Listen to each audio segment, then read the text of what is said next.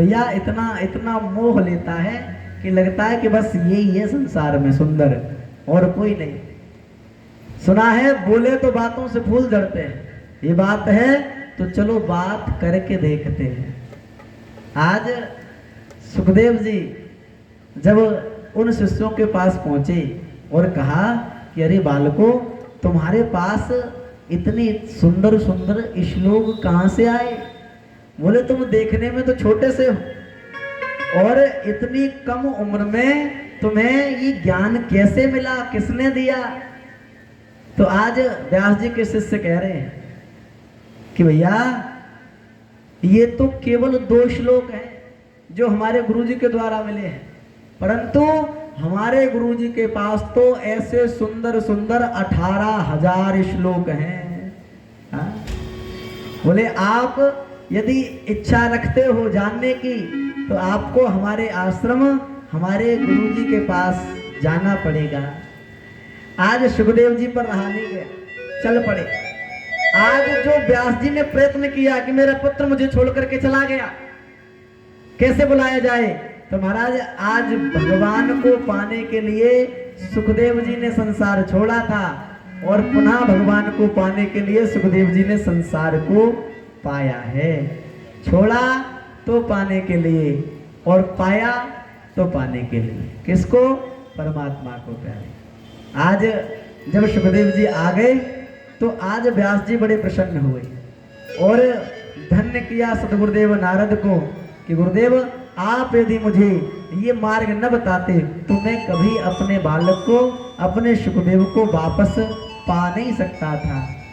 ऐसा जब विचार उन व्यास जी का रहा तो आज व्यास जी जैसी भी उनके पास शिक्षा रही, हर एक शिक्षा, हर एक विद्या, हर पुराण ग्रंथ वेद आज उन सुखदेव जी महाराज को अध्ययन भी कराया गया है।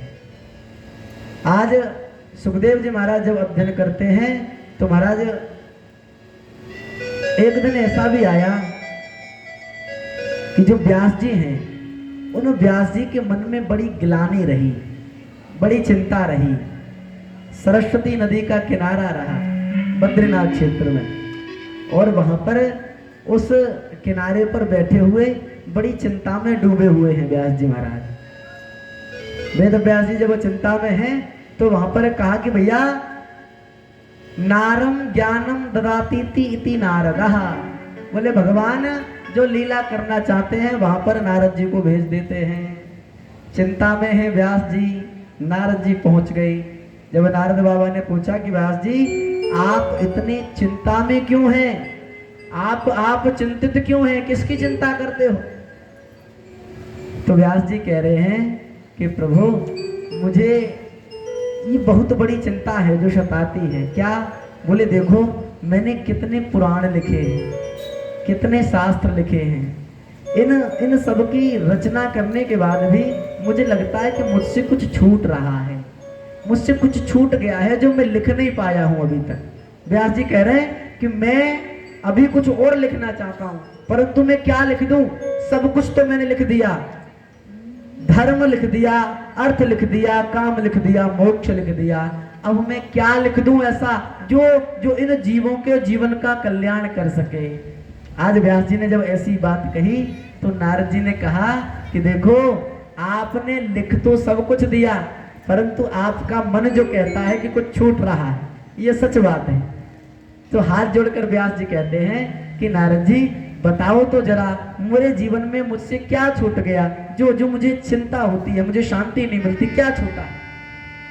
नारद जी ने कहा कि व्यास जी आपने धर्म की शिक्षा भी लिखी है, काम की शिक्षा भी लिखी है, अर्थ की शिक्षा भी लिखी है, कैसे पैसा कमाया जाए ये भी आपने बताया है, और मोक्ष धर्म क्या है, जीवन में मोक्ष कैसे प्राप्त करें ये भी आपने लिखा है।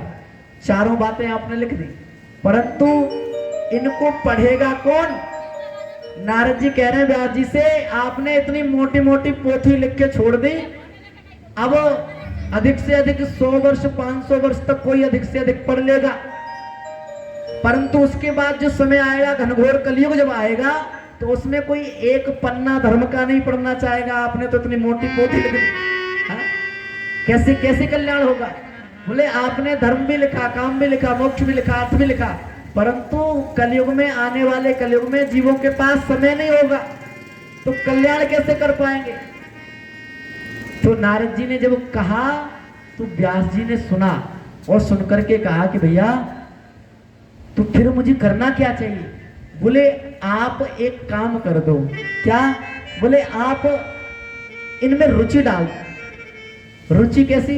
बोले आप केवल इसमें रूखा रूखा ज्ञान नहीं चलेगा। हाँ? ज्ञान क्या है? रूखा रूखा अच्छा नहीं लगता। ज्ञान के साथ भक्ति भी आए। भक्ति कब आएगी? जब भावुक होगा व्यक्ति, जब मन में भाव बढ़ेगा तभी तो भक्ति आएगी। कोई ज्ञानी है, ज्ञान की बात करता है, उसके मन में भक्ति नहीं है तो ऐसा ज्ञान भी व्यर्थ है। नारद जी ने कहा कि आपने ज्ञान तो भर भर के दिया है, इतना दे दिया कि महाराज किसी के हाथ लग जाए तो पचा नहीं पाए, इतना ज्ञान लिख दिया, परंतु आपको भक्ति भी लिखनी होगी। आपको उन भगवान ने इस धरा पर आकर के क्या लीला की, क्या क्या उनके कर्म रहे, कैसी कैसी कृपाएं की, आप उन भगवान कृष्ण की लीला भी इस भागवत महापुराण में डाल दीजिए, तब जाकर के आपको शांति मिलेगी। 17 पुराण लिखे थे, उसके बाद चिंता हुई। 18वां पुराण हुआ श्रीमद् भागवत महापुराण। अन्य पुराणों में भगवान की चर्चा है, परंतु यहाँ पर क्या है? बोले यहाँ पर भक्त की भी चर्चा है प्यारे, और भगवंत की भी चर्चा है। भक्त और भगवंत दोनों की चर्चा है, इसलिए इसको कहा भागवत।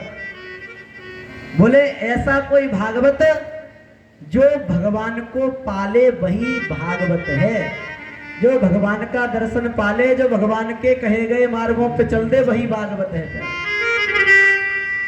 ये जो बात आई तो आज जब परीक्षित ने प्रश्न पूछा, कहा कि भाई भगवान के कितने अवतार हुए, तो महाराज आज बड़े भाव के साथ श्री भगवान के अवतारों का गायन हो रहा है।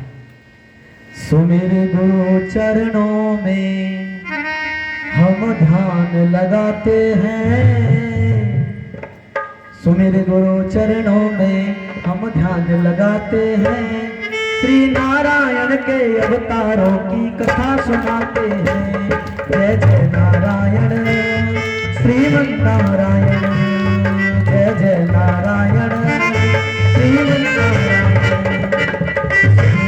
चरणों में हम ध्यान लगाते हैं, चरणों में हम ध्यान लगाते हैं, श्री नारायण के अवतारों की कथा सुनाते हैं। जय जय जय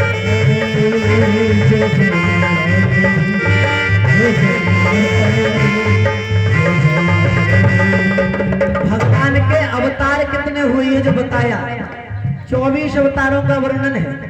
आप गिनना आरंभ करें प्यारे। नारायण वन विष्णु ने भक्तों से प्यार किया, सनत सनंदन सनत सनातन का अवतार लिया। नारायण वन विष्णु ने जीवों से प्यार किया, सनत सनंदन सनत सनातन का अवतार लिया।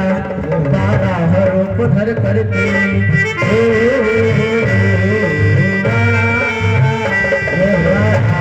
धर करके पृथ्वी को लाते हैं, 12 रूप धर करके पृथ्वी को लाते हैं, श्री नारायण के अवतारों की कथा सुनाते हैं। जय जय नारायण, जय जय नारायण। भगवान का पहला अवतार हुआ 4 ऋषियों के रूप में, सनक सनंदन सनातन सनत कुमार। ये ब्रह्मचर्य रूप धारण करके इन्होंने इस भूमि पर वास किया प्यारे। 4 ऋषि हैं, एक अवतार है। दूसरा अवतार भगवान ने लिया 12 रूप, शुक्र अवतार। जय जय नारायण श्री नारायण, जय जय नारायण, जय जय नारायण श्री नारायण, जय जय नारायण। और दत्त यज्ञ अवतार, ऋषभ पतु और मत्स्य कच्छ धनवंतर लीला सार। नर नारायण कपिल देव और दत्त यज्ञ अवतार, ऋषभ पतु और मत्स्य कच्छ धनवंतर लीला सार। नारद जी वीणा धन पर हो, नारद जी वीणा धन पर प्रभु नाम गाते हैं। नारद जी वीणा धन पर प्रभु नाम गाते हैं। श्री नारायण के अवतारों की कथा सुनाते हैं। जय जय नारायण,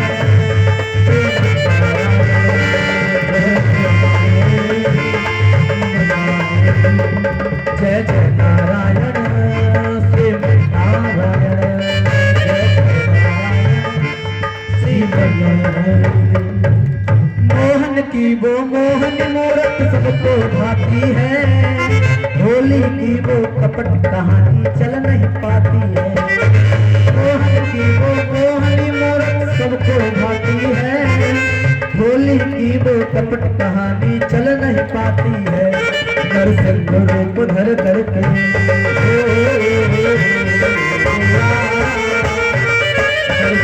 रूप धर करके प्रहलाद बचाते हैं। नरसिंह रूप धर करके प्रहलाद बचाते हैं। श्री नारायण के अवतारों की कथा सुनाते हैं।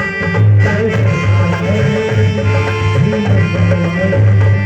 जय जय नारायण, श्रीमन नारायण, जय जय नारायण, श्रीमन नारायण। आज भगवान के अवतारों की जब चर्चा चली जा रही तो 24 अवतारों का वर्णन भगवान का उन व्यास जी के द्वारा गिनाया गया। आज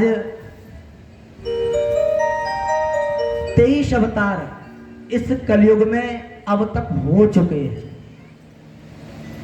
ग्रंथों में वैसे तो भगवान ने अनेक रूपों में जीवों पर कृपा करने के लिए अनेक रूप धारे हैं, अनेक अवतार लिए हैं। कई कई संतों के महर्षियों के रूप में भी पधारे हैं, परंतु जो शास्त्रों में भागवत में जो वर्णन आया केवल 24 अवतार का वर्णन आया और 24 में से 23 हो चुके हैं। 24वां होने वाला